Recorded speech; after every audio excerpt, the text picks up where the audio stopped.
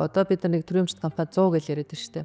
Саний нөө нийслэлийн өмчтөй, орон нутгийн өмчтөй, улсын өмчтөй гэдэг ингээд яхаар тоолч чадахгүй юм бэл.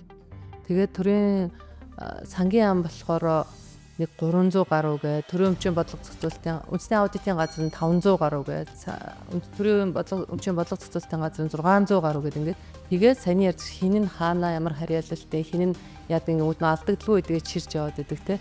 Тэгээ өнөөдөр бид нар одоо нөгөө 1000 орлого болж ирээд нөгөө орлогыг зөв захиран зарцуулахгүй болвол бид нар энэ уулархан салбарын сайн ажиллаад ирсэд нэмэргүй байна гэдгийг харагдаад ирсэн тий. Одоо ингээд төсөв хэд дахин илүү дагаалт хэлээд байгаа юм. А гэхдээ нөгөө утааны асуудал нь байж лээ. Одоо өнөөдөр бүр хоолоо хорсож ийн гэж хүмүүс бичиж лээ. Боловсролын асуудал нь байж лээ. Ямар ч парк шинжилэлт хийдэггүй нөгөө байгаа дээр зэтгүүлээлээдэг эрүүл мэндийн нөгөө эмнэлэг тий. Одоо бид нар хүүхдүүдэд ямар орчинд амьдруулж байгаа, ямар боловсрол өгж байгаа гэдэг ингээд харахаар бүр үнэхээр ингээд харамсалтай болж байгаа байхгүй.